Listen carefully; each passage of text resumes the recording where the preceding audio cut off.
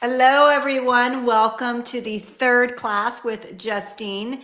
Today, this is exclusive for VIP ticket holders. So welcome, welcome. She's already got a whole bunch of slew of dies. I can't make out what all that is because my face is still here and I need to get rid of it so you can close it on her screen.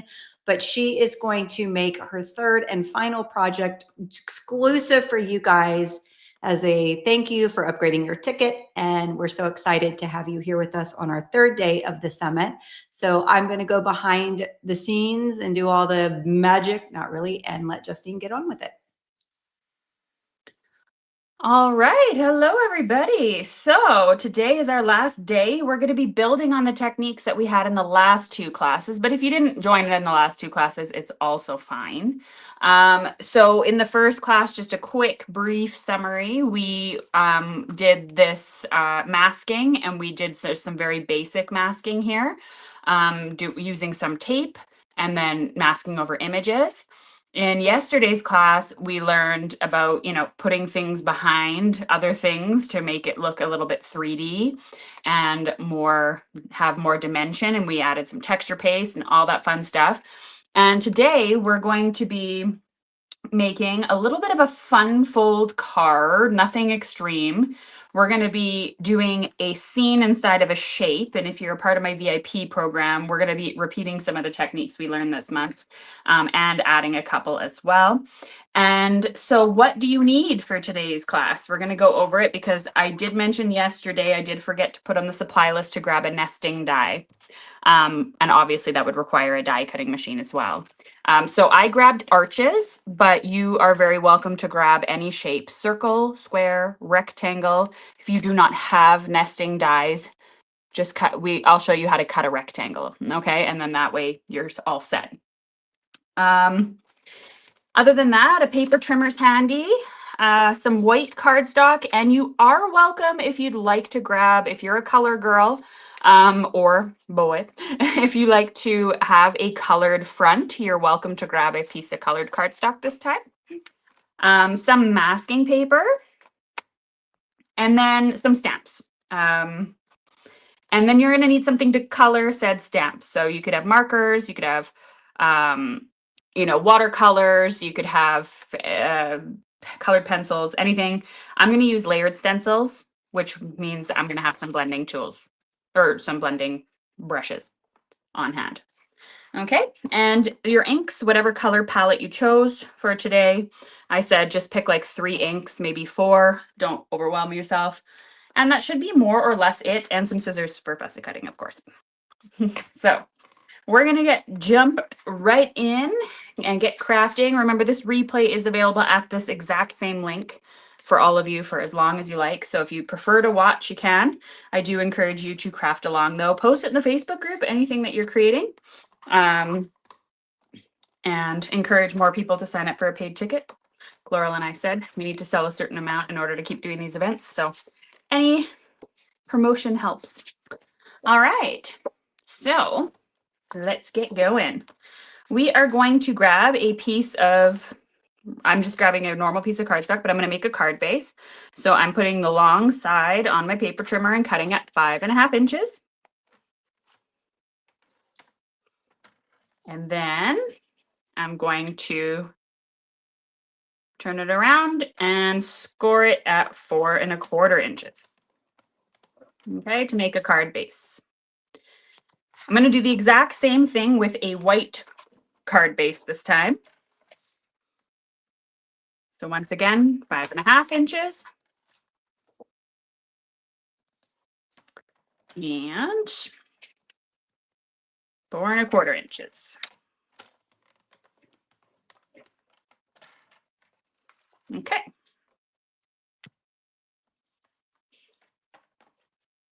And I don't believe I need, I'm just trying to recall if I need a panel at all, but I don't think so. So we'll leave it at that for now. Okay. All right. Give everybody a chance to catch up while I get my nesting die. I'm going to actually cut a second white card base just so I can show you how to make the rectangle if you don't have a nesting die. So this is optional, just so I can show how to do that. Okay, so what we are going to do for a fun fold is we're just going to make, like, I don't even know what they're called. A tri-card, maybe a tri-fold. We're essentially going to glue this card base on top of that one. So one folds in and the other one folds in. Okay, so what we're going to do, if you don't have a nesting die, I'm going to show that first. Okay, so if you don't have a nesting die at all and you want to just make a rectangle with me, like a window, you're welcome to. So what you're going to do is you're going to choose, I like to use the right measurements on my trimmer for this particular technique, but you are welcome to go this way. It's just a little more wobbly, I find, when you go this way. So I prefer to go this way if you have the extra measurements here. Let's go at, I don't know, let's say a 1/2 inch roughly. And I'm going to line up my paper trimmer blade, my blade, here at also a 1/2 inch. So my actual arm of my paper trimmer has measurements on it. I hope yours does too. And we're going to go down from 1/2 inch to 5 inches. Okay, 1/2 inch to 5 inches. So we're leaving a 1/2 inch. So it's a 1/2 inch here, a 1/2 inch at the top, and a 1/2 inch at the bottom. Okay. We're going to do the exact same thing. So I'm going to place this at the 1/2 inch mark from the fold. Like I said, my paper trimmer is kind of handy in that it has this extra ruler here halfway down, but if not, you can kind of guesstimate a little bit by just kind of going to the 1/2 inch and then pushing it up, hoping for the best. And then we're going to do the same thing here with 1/2 inch to 5 inches. And then you're just going to join those two cut lines and cut out a frame. And you're going to do that on both of these sheets of paper on the same side. Okay, so hopefully that's, if you don't have a nesting die, you're able to figure that out so that you can still participate along with today's class. And if you don't want to do that, you don't want to have a window, just, you can do this on a normal A2 size card base. I would choose white if that were the case. And you don't have to do the shape in, or the scene in a shape. You could just do a seam. That's also fine. Okay, so I just got to think for a second because fun folds are always a thinking process. So I got to cut there and cut there, which means I'm kind of, okay, perfect. All right, so I'm going to grab my two bases and I'm going to put them on my desk like so and line them up by just like tapping them on my desk, okay? And I'm going to actually stick them together to make my life easier. So I'm going to just, okay, so they're stuck together. And the reason why I'm doing that is because majority of times your die can cut through two pieces of cardstock, and we want to cut them in the exact same spot on both sheets, okay? I am going to do this size of an arch, which is roughly about, probably more of a 3/4 inch around the border. I do like having a bit of a border. I do have this size as well, which would cover a little bit more, also fine. But just grab yourself a shape, any shape, it's fine. And we're going to give that a die cut.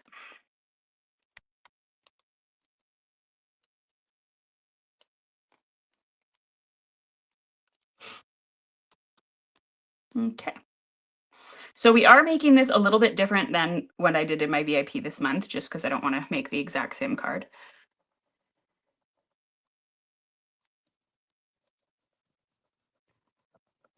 But it is going to be similar.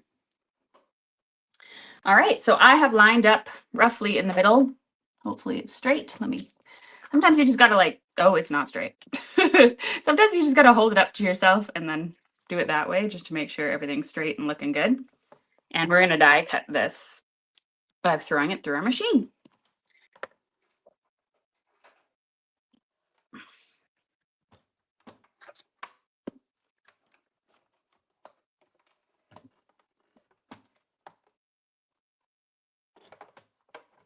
And yes, thank you for Laurel for saying that. If you don't have masking paper, use copy paper, Post-it note.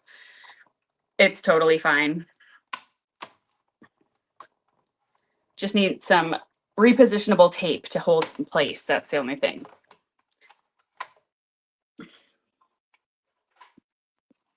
like a painter's tape or some mint tape or purple tape or whatever. All the brands have yellow tape. Every brand kind of has their own color, I find. Anything that comes off without ripping your cardstock. All right, so just going to peel back my die cutting here. And I should have 2 cool windows.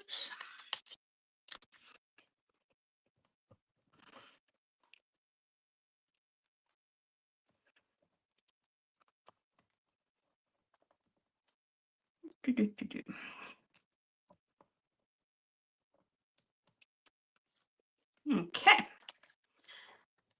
Which takes a second to get all this tape off, but it's worth it because then everything's lined up exactly as you need it. And the cool thing is, if it doesn't cut all the way through, which I'm going to look, mine did, but if it doesn't, like I don't have the best cut here on the side, you can see it's very easy to just grab your die and just kind of shift it into place, and it won't move anymore once it's inside the cut lines. And then you can just go ahead and put some more tape on it, run it through your die cutting machine a second time. Just getting the lines there to help you line up is all you need. And then you're all set and ready to go. Okay. All right. So I'm going to put my die cutting machine away, my nesting dies away. We don't need those anymore. I'm loving arches these days. I don't know. It's just like so much, it's more elegant than a rectangle. I'm not a big fan of circles, so it's like the happy medium in between. And these you can save for future cards, so that's always nice too. The insides, we don't need them. Okay, so we are going to make a card base where the arch is in the front. I'm just going to reinforce that with my bone folder. Okay, perfect.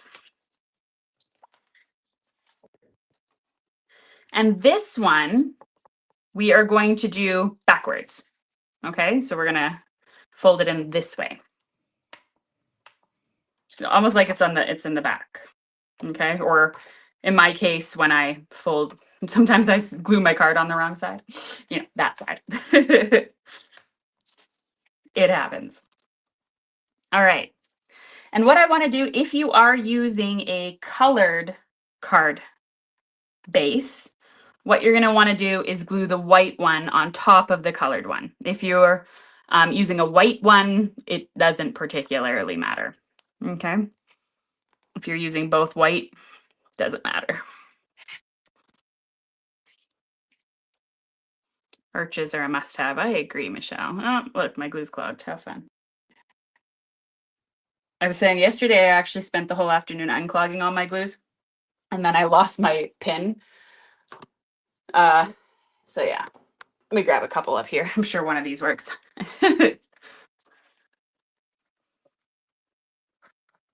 That's looking good. Good thing I don't need a lot of glue for this project. Oh, and then it just came out all at once. Gotta love it. All right. And what I'm going to do is just line these up. I'm using liquid glue so that I can close this up and see if they're lined up or not. And I can see that I'm going to have to trim ever so slightly this base to make it line up. And that's okay. I just trimmed a little off the full piece. So I can, and that's the thing with liquid glue, you have time, which is really nice. Just so I can make everything line up with the arch in the front.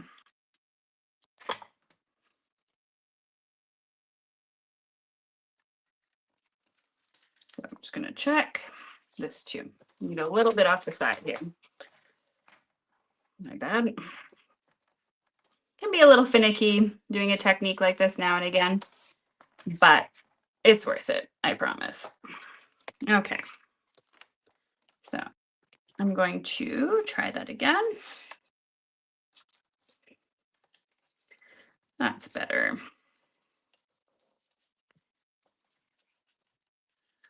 That's looking better.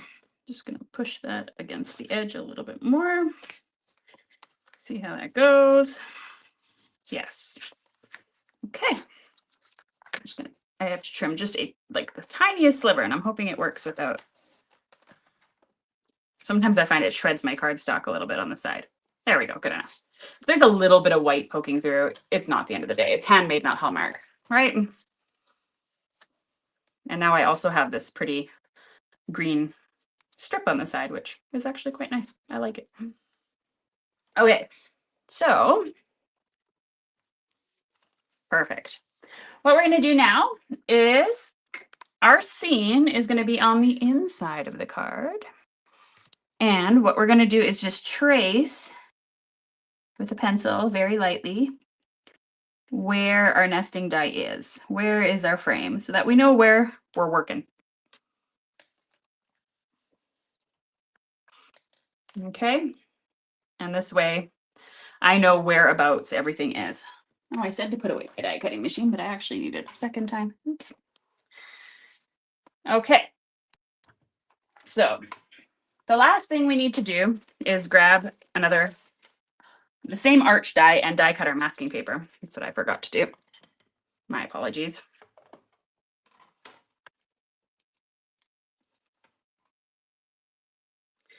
So I'm grabbing the masking paper I'm using is the same cut to the size of a card panel, 4 1/4 by 5 1/2.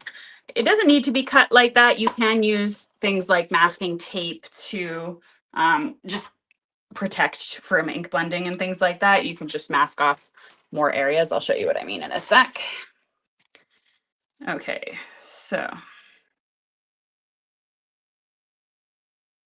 And now we have everything ready to go. We're just going to stamp and mask and do the technique and we'll get all set. Like I said, today is building off the last 2 days, so we're getting more complex in our techniques without it being impossible or anything like that. But we want to build on our skills. I'm just going to line this up with the arch.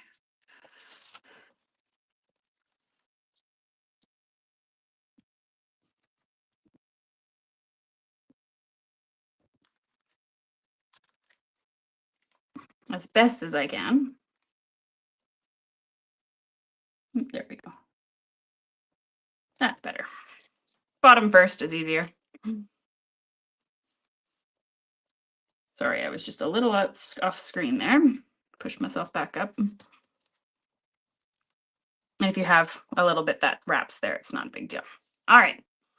We're all set. If you want to, like I said, if your panel is a little bit, short, you could also, mask off this area to protect it from any sort of blending that you might be doing.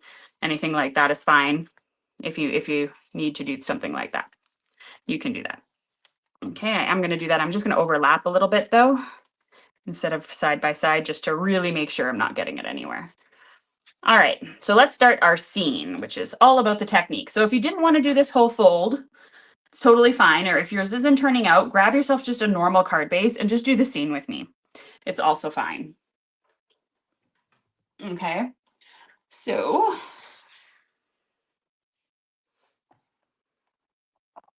wish I had one of those big misties. That would be great. But it's okay if paper goes off the side. It's not a problem. All right, so let's grab the stamps. Today, instead of stamping in black, I'm going to stamp in a light gray color. Why? Because I'm going to be creating a little bit more of a no line look versus like pure black images. I think it's going to look nice. Yeah, so we're going to try that out instead. I am once again using a variety of images. Some of them are grouped layering stamps. I had that yesterday. So I explained yesterday, I don't have a lot of single images these days, like, a single butterfly stamp or a single leaf. A lot of them are one gigantic stamp attached. So I have to do a little bit of creative masking, but you're welcome to grab any type of single stamp. You don't need to be using stamps like that. So the first thing you got to decide, remember, is what's going to be in the front of your scene. I'm using the same stamp as I did in my VIP class because I love it. So I'm going to use the lantern here, I think this lantern is such a pretty image, and I want this to be the focal point of my scene. Okay. Just seeing there's a couple of questions here. Favorite glue and why?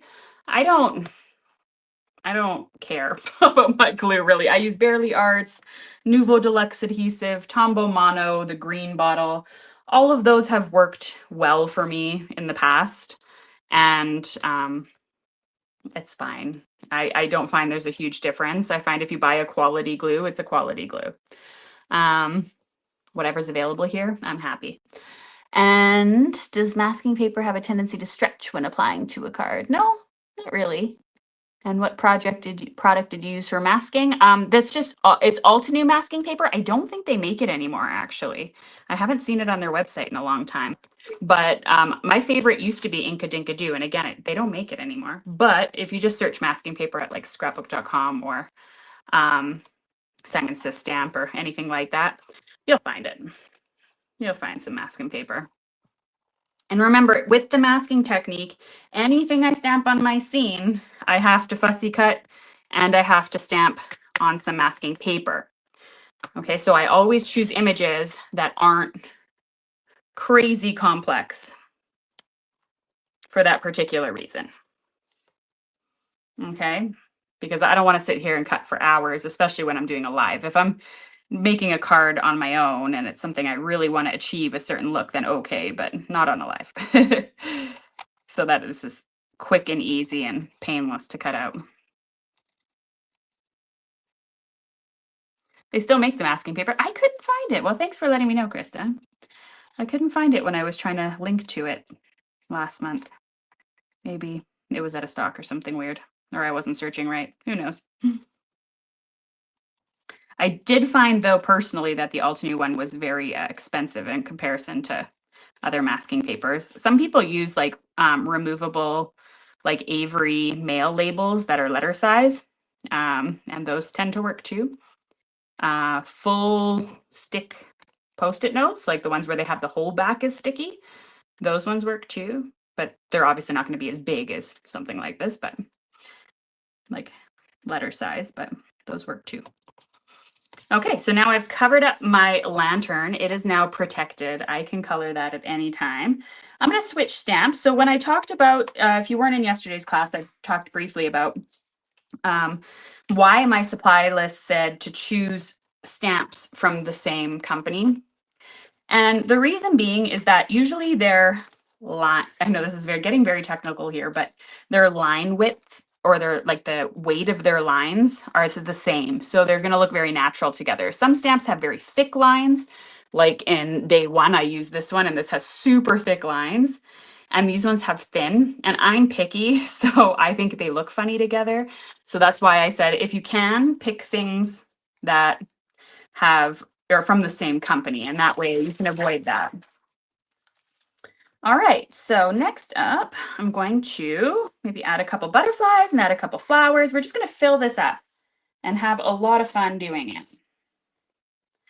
The only thing I'm hoping, because this is such a huge stamp, is if this is going to stamp nicely for me or not, if it's going to play nice.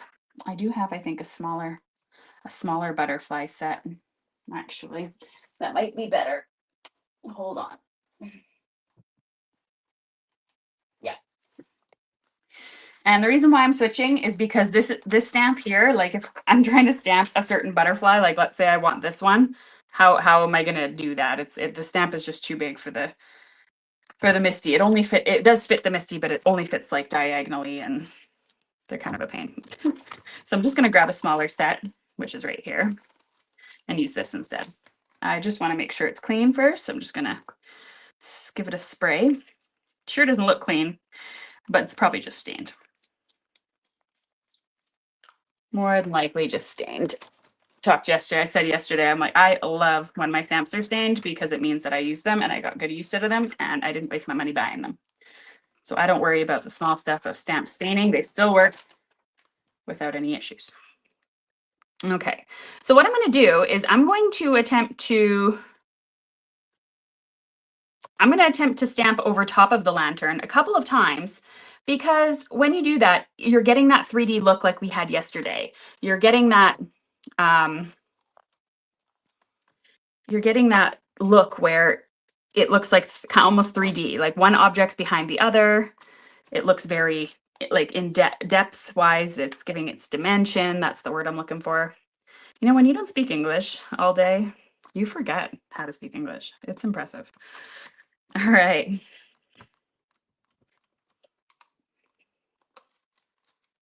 And then pregnancy brain on top of it. Like, good Lord. It's amazing I can even teach a class. All right. Do I ever cut my stamps is one of the questions. Yes, I do, but I don't cut these in particular. These are grouped layering stamps, they're called. They're all stuck together. And the reason why I don't cut them is because they have one die to cut all of them out. So if I cut them, I wouldn't be able to use the die and I would render the layering stencils also useless. So that I wouldn't cut apart, but I have no problem like cutting apart a sentiment or something like that. That does not bother me in the least. Why not? If there's something like Merry Christmas and it has Have a Happy New Year at the bottom or something and it doesn't fit, or whatever the case is, it could be a case that it doesn't fit or something on my card. I don't have a problem cutting a stamp. That's fine. So I'm going to stamp it once again on the masking paper, give it a cut. And I kind of just do this as I go. If I wasn't, I do that. So you could also do your stamping. Like I can stamp a few butterflies right now and then cut them out. I like to stamp and cut because it just keeps me from getting bored and my hand getting sore from fussy cutting.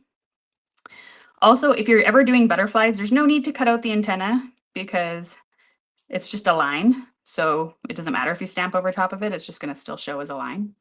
So it's fine. And you're always trying to cut right on the line when you're doing this.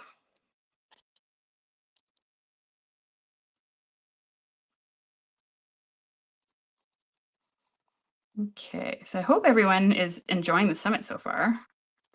I'm gonna small talk a little bit while I fussy cut.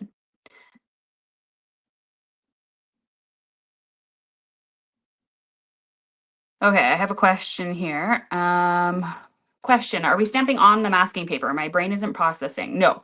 So I am stamping on white cardstock right now. I am stamping a little bit on the masking paper that is protecting my arch because I'm creating a scene within a shape. I am stamping a second time on the masking paper to cover so that I can protect my stamping. Okay, and the reason why is, let's say I want to ink blend the background. Let's say I want to stamp a background stamp over top, anything like that. You wouldn't be able to do that without stamping on top of your image, and that wouldn't look very nice, would it? Okay, so it kind of makes sense, like especially that's why I kind of built on the techniques over the last couple days. It makes a lot more sense when you start at the beginning and kind of work your way up as far as the technique goes. It makes more sense when we start at the beginning. So if you haven't watched day one, I'd recommend watching day one and just kind of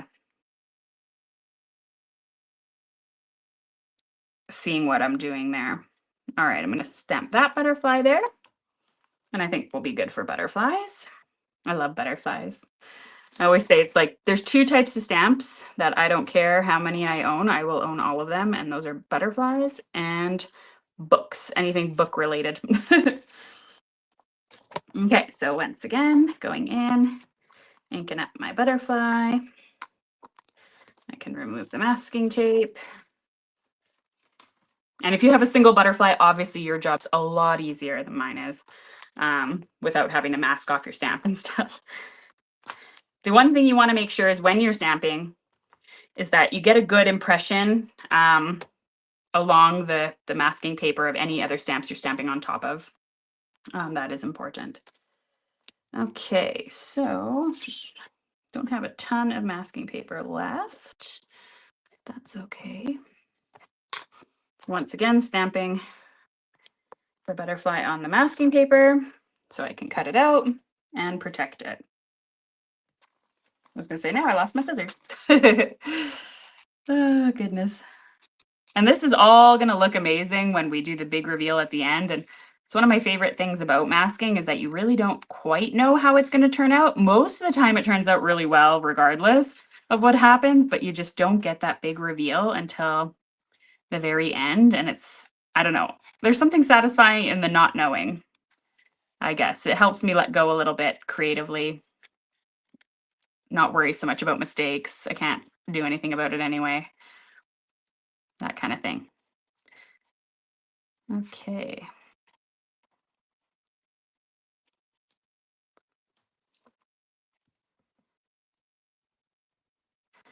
Well, thanks everybody. I see lots of great things about how people are really happy with grabbing the bundle. That's amazing.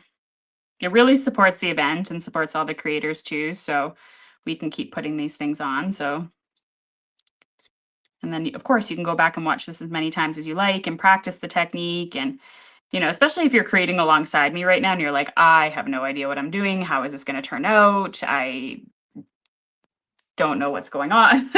I'm not understanding, whatever the case is, you can go back in after you've seen the final result and be like, okay, I get what she means now. Okay. So I've got 2 butterflies and a lantern. Like I said, you can do as many stamps as you like. I think I'm going to attempt to keep things a little short and sweet here. I'm going to do a couple more, but I could go all day and just fill up the whole scene if I wanted to. I'm just going to push this up a little bit. I think I'm going to do these flowers. I don't think I'm going to like mask them off at all either. I think I'm just going to do all 4 of them just like that. Why not?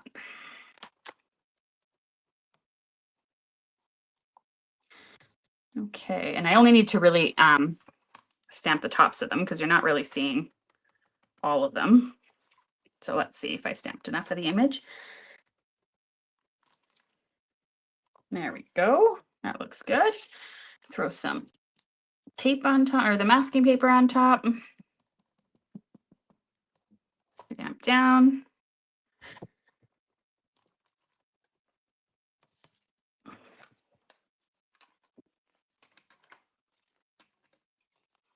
And then we're going to fussy cut these. I'm going to really look at the image and see how much I really need to fussy cut, because I can see like for this flower here, I don't need to do the stem or anything, which is nice. I don't have to. And I find the more you stamp along the frame, the better your image is going to look, because you're really going to get that arched look. And if you don't want to stamp a lot along the frame, then I would suggest ink blending a little bit afterwards, just to really make it clear that the arch is there. And it's the same as like your windows. Like I said, if you don't want to do the tri-fold card, just do it on a regular card. It's fine. You don't have to do anything fancy. You can do this shape just on your card front and call it a day. That's also okay. I am not wanting to fussy cut that. I can tell you that right now. I don't think I'm going to. Might just, let's see. Okay, I'm going to just look and see if there's any questions. Okay, perfect. Anybody excited? I want to know, which presentation have you watched this weekend where you're like, I got to try that. I'd love to know. Or inspired you to actually go make a card. I'm always curious. You can let me know in the comments. It's good feedback for us too.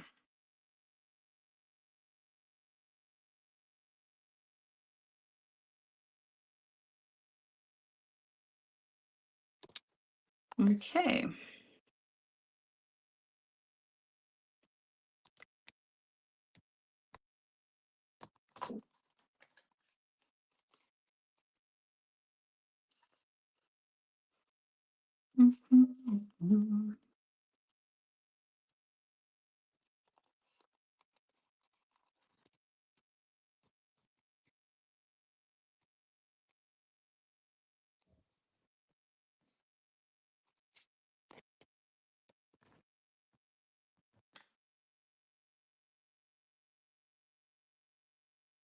Yeah, so these ones here, like you can see, they're probably not the best idea to use for the masking technique, these really tiny flowers, because yeah, I didn't really think about the fussy cutting part after this. I thought this might be my final layer, and then it's like, whatever, who cares? But and then I don't have to mask it. But if I'm going to do a background, I do.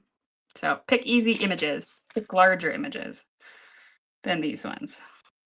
But don't worry, I'm pretty quick, so. I love embossing folder techniques. I love embossing folders. I know for like the longest time, I kind of stopped using them and I don't even know why. Okay, you know what? I think I'm going to stop there and I'll tell you why later. Because that is going to be a pain to cut out all those flowers. And that's okay, because I can avoid certain things in order to make it work. So I'll show you how I avoid those things. I'm going to just go in now and just stamp a little bit here from this cool floral image. Oh, I forgot to take off my previous stamp. There we go. Oopsies. And then that's going to be the end of the stamping in the scene.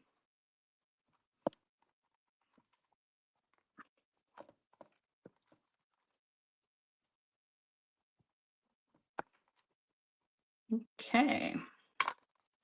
I think anyway. So we got a little bit of masking going on, things overlapping. You could have more overlapping. I could have a butterfly even behind this if I wanted to. You know, there's lots of ways to go about doing it. But we do need to stop at some point, just time-wise. Just taking a look at the time. Okay, so where do we go from here? One thing I'm going to do is I am going to grab one of my blending brushes. I don't clean my blending brushes. I just go like this on a scrap sheet of paper and take out any color that's still on there. You can see that it's very faded now. So it's more or less clean, or clean enough, in my opinion. I'm grabbing the same ink that I used on this color here. And what I'm going to do is I'm just going to very lightly, just going to tap off a little bit on here. Very lightly, I'm going to go around the arches. And what I'm going to, and that's just going to help me kind of pull the eye in to that arch shape. And I'm okay with overlapping this image because I'm going so lightly that when I do the coloring or when I do color over top of them, it's not going to really affect anything at all because it's so light. Okay. Now, what I need to look at this point in time is I can color anything at the moment that isn't behind something else. Okay, so like these flowers are not behind anything. Those are fine to color. So I can take those masks off and then I can go ahead and color. And as I said, you can color with whatever you want, whether it's, you know, you're looking at coloring with markers or you're coloring with stencils or you're coloring with colored pencils. Nothing, it doesn't matter at all. Just gonna wet my cloth here. Just give my stencils a quick wipe. I'm a messy crafter. I don't clean up after myself, as you can see. Just make sure that they're dry or relatively dry.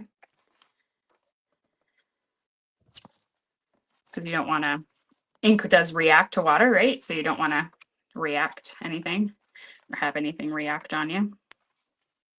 That means your surface and your stencils. Okay, so I'm going to go in and start to color these stamps. And I can use tape to keep this in place. You're going to see me do two ways. Sometimes I'll tape the stencil in place and sometimes I'll just hold it with my hand to make things quicker. And I've picked out this eucalyptus color. That's the same color as my panel. Sorbet, spiced cider, and honeycomb. I think this is a nice little combo.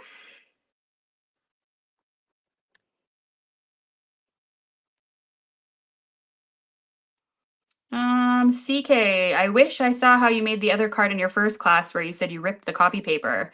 You're welcome to join my VIP and watch the replay if you want to. You can cancel it at any time. It would be $14 for a whole month and you can watch everything you want.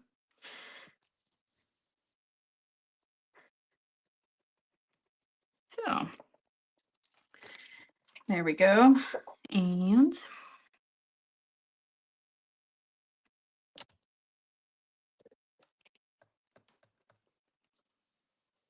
I'm using the same ink pad to go over for the second layer. I'm just going darker. See, when you get two different colors. So I was talking about in the first class, I was saying how you don't need to have a lot of ink colors to stamp. You can use your ink pad and just put more and more ink on top of it and it gets darker and darker. So you get lots of different shades. Okay, and same here. So next up, I can do these two butterflies technically because they are sitting on top. There's nothing in front of them. Okay, so we're gonna grab the stencils for these. These have a lot of stencils with them. And I love how they're labeled stencil 3, stencil 4, stencil 2, stencil 1. Perfect. All right, and they're mostly clean except one of them. Yay. Which is always a bonus. Okay, so let's go and stamp these.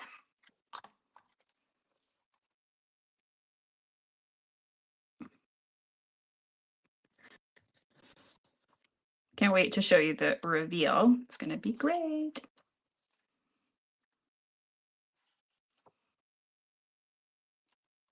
So let's go there. Sometimes it takes a sec to line them up when you're using them individually and not as a group. When there is a group, they're easy to line up.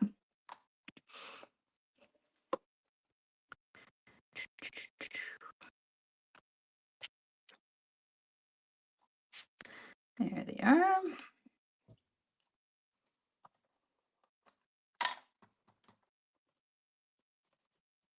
Oh, that's a lot darker than I thought it was going to be. That's okay. So remember, your inks do mellow into the cardstock too. So as vibrant and as dark as they are at first, they will look different in an hour. Okay. And hopefully a little bit more faded because that was a little darker than I wanted.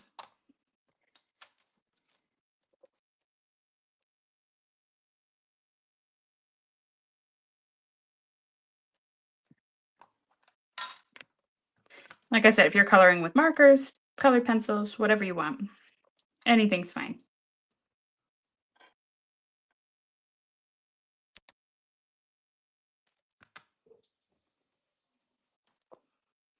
Okay, and the last one.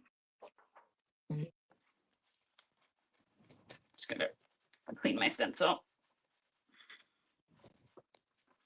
There we go.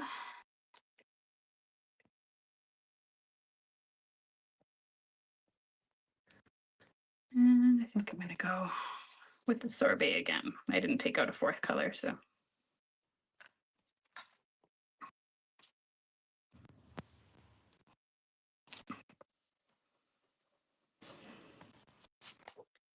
Okay. Oops.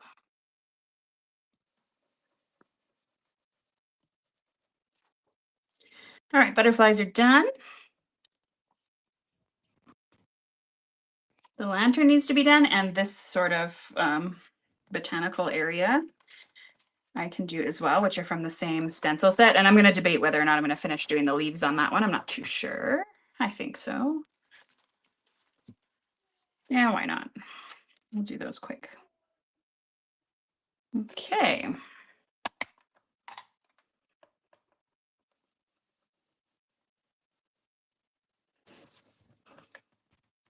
Perfect. And the last one here, there's the stencil pack. I'm gonna have a lot of cleanup to do when I've done this card. I don't usually work with this many supplies at the same time for that particular reason, because yeah, things get a little messy. And you can see here, I've from my VIP class, I'm quite prepared with masking off the stencil already because I used this in my last class.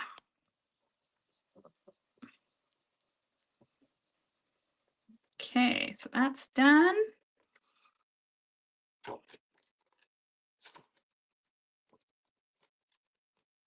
And then we have the lantern part of it. I'm going to make this maybe in this orange color. So much darker than I thought it was going to be. That's a fresh ink pad. I don't think I've used it yet. That's why. That's okay. Live and learn.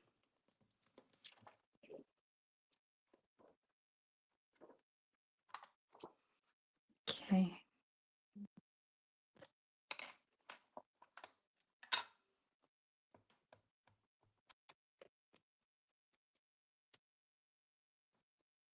Mhm.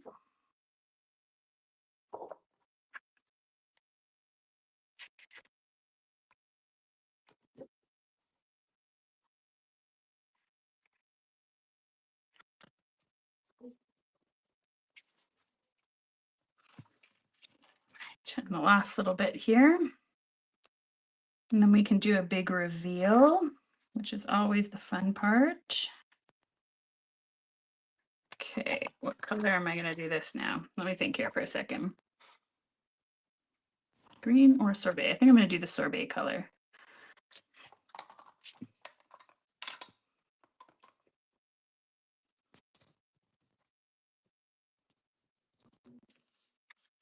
And get that flower done here, that big one. And that small one. And I think that's it for the coloring. And I put any, like, if you want to put any sort of like shimmer spray or anything like that on it, that's also something that you could do. I think that would look really pretty as well. I don't know if I have any.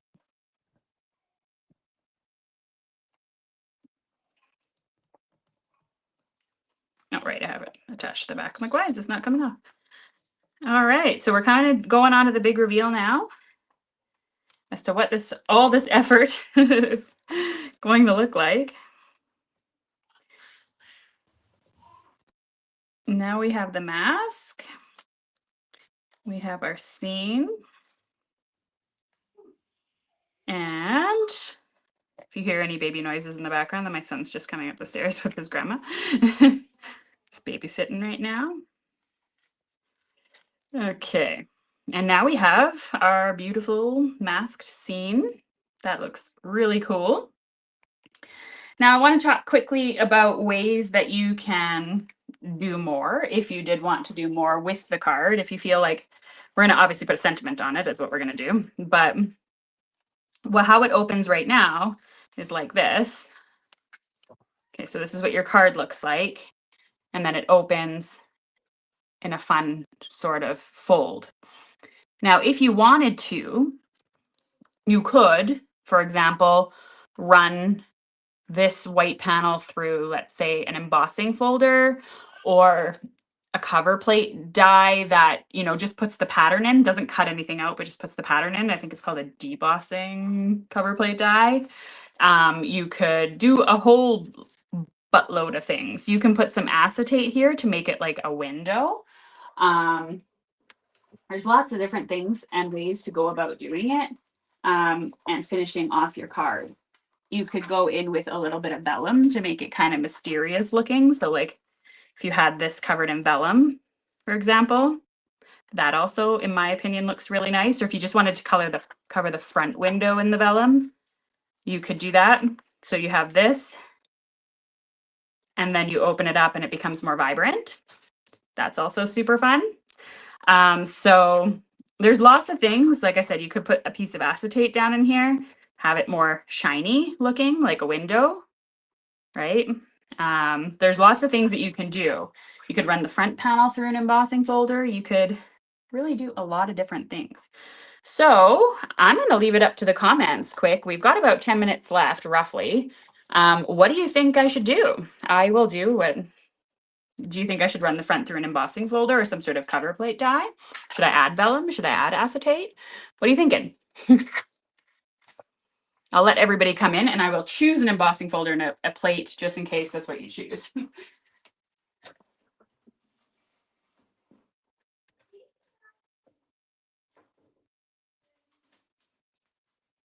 Got an embossing folder ready. Or I can leave it as is, of course. That's also an option.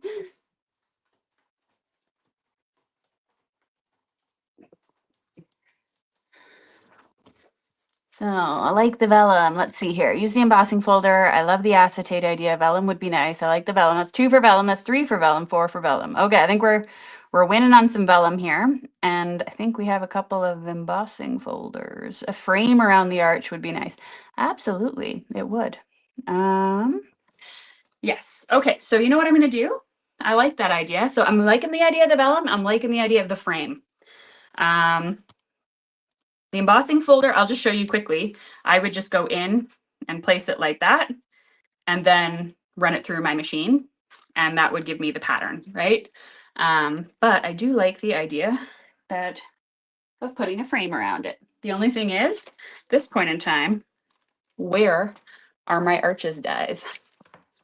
That is the big question. I found my embossing plates or my cutting plates. That's good. That's one start. I found the original arch. I'm going to need one that's bigger though. And I'm just looking for it in my disaster here. No, that's too far.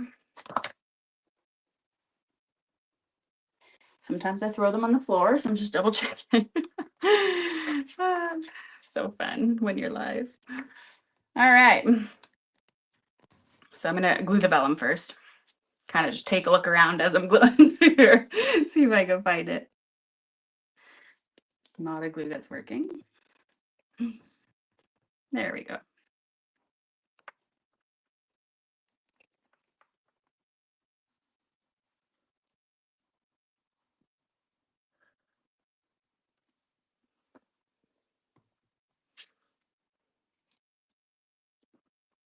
If you want it to be prettier, I would suggest maybe doing like a full panel around. If you don't like the look of the vellum on it, like on the inside of it. But we're just doing this for quick purposes here. Okay, so one last scan to see if I can make a frame for you. Not, I'm giving up the search. So we've got the one. I need just one bigger. Come on.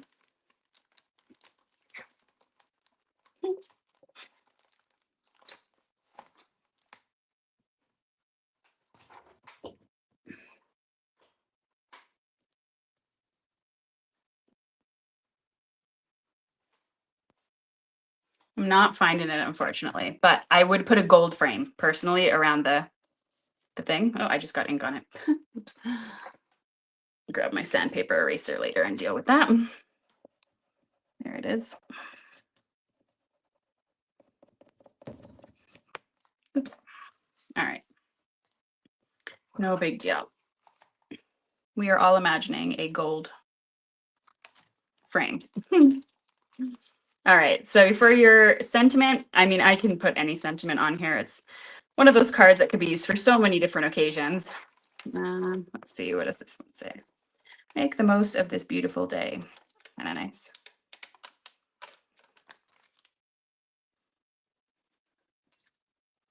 And grab some white cardstock.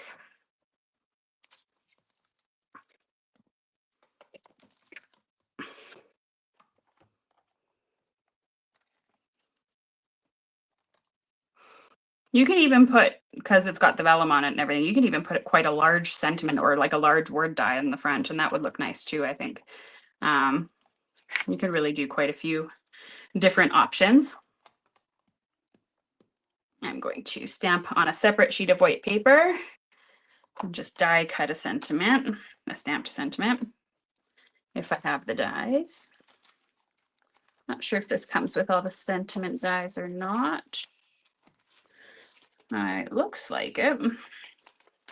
Good. Is this one it?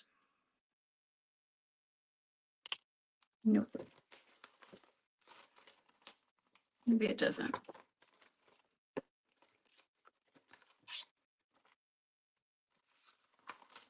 I think some of them fell out. Let's see if I can find it. Okay, that looks like it's probably the one we need. Yes. Okay, and I want to show you a little trick too. If you have never been, I learned this at a Pink Fresh Studio retreat I haven't seen many people do this aside from them, but it seems like most of their teachers do this on almost every one of their cards, and it really makes a huge difference. And that is to go in with your die cutting machine. I know it sounds silly, and I'm going to show you the difference so you can see the difference. So what they do is they stamp and die cut the sentiment.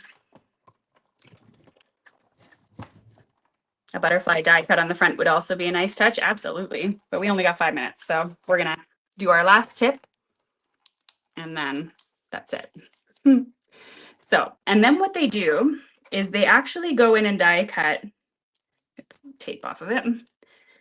They actually go in and die cut a couple more. And they stack them.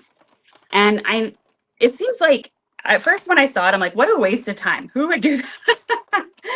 But I decided to give it a try. And like aesthetically, it does look a lot better. And the sentiment does really stand out more than when it's just die cut once. And I don't know, it's just one of those things. It's like if you got some time, I'd recommend doing it. All right, so I've cut out 3 in total. Adding that to my stack of disaster. Okay, and if this is the front, like I said, I'm going to put a gold frame on that later because I'm loving that idea as soon as I find it. If I put my sentiment on it, actually, you know what we're going to do? We're going to go and do a little bit of a compromise in that gold. And I'm going to cut myself a little gold strip to put across, maybe.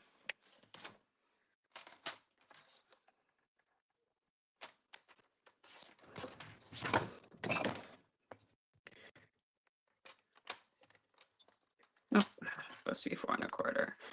Laurel, if you need to go, open the other StreamYard by all means, because I know in 3 minutes we're doing the Q&A with all the instructors. I will be there in a sec. But if you, I just want to show this quick with the glue that works. Okay, so let's say I'm going like that. And I put this on here like this. Okay, I'm going to hold it up to a camera. And it looks good. Don't get me wrong. But when you stack the die cuts and you put it on there, I'm hoping it comes up on camera, the difference. But just having that dimension makes it just really pop. So that's just something to consider trying too. So I'm going to glue these together super quick. There's a shadow under a stacked element that makes it extra. Yes, that's exactly what it is. Thank you for using the words that I cannot come out of my mouth. All right. So just gluing these super quick. And just getting that shadow, like you said, makes a huge difference. And put that right there. So that's where I would put the sentiment. I might put some sequins on it later. I'll post the final project in the classroom tomorrow, probably, so that you can kind of see it. And hopefully I'll find that gold frame and I can put it on and take off this little strip. Probably can't do that anymore. We'll leave the strip on. But thanks so much for joining me for class. I hope you enjoyed making this card with me and making this fun masked scene. And I will see you over at the Hangout. Get ready with your questions for all of the speakers.